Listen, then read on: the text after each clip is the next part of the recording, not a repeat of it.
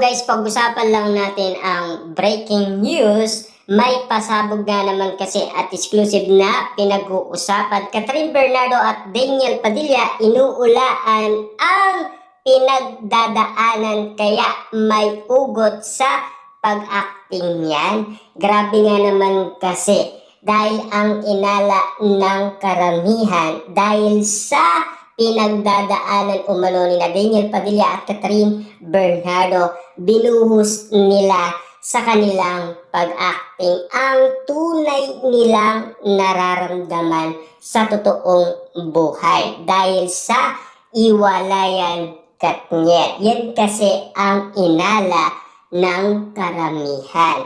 Dahil kung pagmamasdan daw ang kanilang acting, parang may ugot at parang may something daw na kakaiba kung titignan sa mga mata ni Daniel Padilla at Catherine Bernardo. Yan kasi ang ulat ng mga netizens at mga sawsawerang kapitbahay. Dahil sa kanilang pinagdadaanan, lahat ay ibinuos nila 100%. Kita nyo naman, naging successful. At kitang-kita nyo naman, nakakuha sila ng award. Grabe nga naman kasi. Dahil sa iwalayan ay pinag-uusapan ang pinagdadaanan umano ni Daniel Padilla at Catherine Bernardo. Alam naman natin kasi ang bawat sitwasyon na pinag-uusapan ngayon kung bakit inuulaan at kung bakit nga naman kanya-kanyang prediksyon ang maraming tao kina Daniel Padilla at Catherine Bernardo na mukhang nauunawaan naman ng karamihan. Dahil alam naman natin kasi ang lahat ng ito ay kakaiba nga naman kasing timpla, lalong-lalo na sa pag-acting umano ni Daniel Padilla at Catherine Bernardo. Kakaiba man para sa lahat ang naging resulta ng pag-acting ni Daniel Padilla at Catherine Bernardo. At least, sulit na sulit ang kanilang pagod. Dahil sa kanilang nararamdaman at sa kanilang pinagdadaanan, bigay todo nga naman kasi sila at lalong-lalo na ataw yan sa pag-acting. Grabe nga naman kasi kahit na naiirapan man sila, pero kitang-kita nyo naman, diba? Na talagang panalong-panalo ang kanilang nararamdaman. Kita nyo naman kasi yung mga mata nila, mugtong-mugto talaga na parang may something at kakaibang napapansin at nakikita ang mga netizens at mga sawsawerang kapitbahay. Lalong-lalo na kasi ang mga Delulu fans. Dahil ang kwento-kwento nga naman kasi kung bakit nga naman kasi bigay todo sa pag-ataw sina Daniel Padilla at Catherine Bernardo dahil sa kanilang pinagdadaanan. Kita nyo naman ha, after nga naman kasi ng movie ni Catherine Bernardo, nalaman kasi ni Catherine Bernardo na ini-stalk pa rin siya ni Daniel Padilla. Kita nyo naman, kinagulat yan ng karamihan. Bumuhos talaga ang luha ni Catherine Bernardo dahil sa sinasabi ni Daniel Padilla. At ramdam na ramdam ni Catherine Bernardo na talagang mahal na mahal niya si Daniel Padilla. Kahit nagkaroon man sila ng problema, maliit man or malaki, at least nagkapatawaran na sila.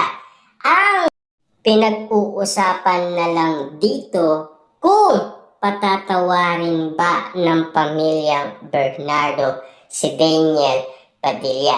Pero take note ha, sinasabi sa pag-amin ni Carla Estrada na okay siya sa pamilya Bernardo. Siyempre, si Daniel Padilla kaya okay ba siya sa pamilya Bernardo? Lalo-lalo na kasi si Catherine Bernardo okay naman siya kay Carla Estrada. Spotted yan sa ABS-CBN booth noong April, di ba? Kitang-kita nyo naman, napaka-sweet nga naman kasi ni na Carla Estrada at Catherine Bernardo. Lalong-lalo na kasi ipinost yan ni Rupa Gutierrez at nag-viral nga naman kasi at nag-trending kaagad.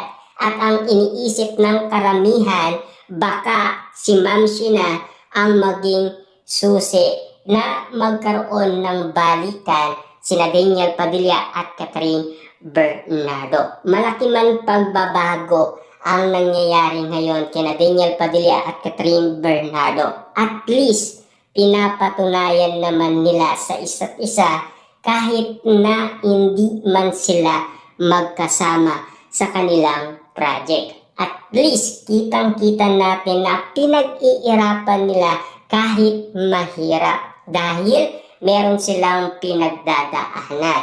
Siyempre, alam nyo na siguro kung ano man ang pinagdadaanan nila, kung bakit nga naman kasi umuugot sila sa pag-acting at kung bakit nga naman kasi mugtong-mugto ang kanilang mga mata.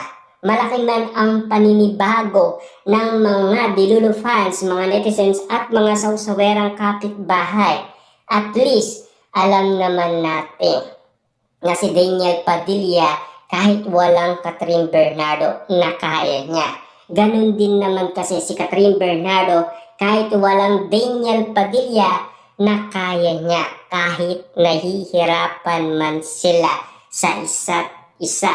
At least, kitang-kita nyo naman siguro ang pagiging successful nila. Pero, ang pinag-uusapan pa rin dito, ang kakaibang kontrata ni Catherine Bernardo. Ayon kasi sa netizens at mga sausawerang kapitbahay, may pagbabago daw mangyayari. Bakit kaya? Dahil ba kay Daniel Padilla? Na alam naman natin kasi si Ma'am Bernardo ay hindi naman niya pinapakialaman si Catherine Bernardo. Kasi malaki na yan eh. Alam niya na ang tama at mali. Siyempre, alam niyo naman siguro na si Catherine Bernardo talagang ang iniisip niya pa rin ay si Daniel Padilla. Wala siyang bukang bibig kundi ang magkaroon sila ng balikan ni Daniel Padilla. Diba?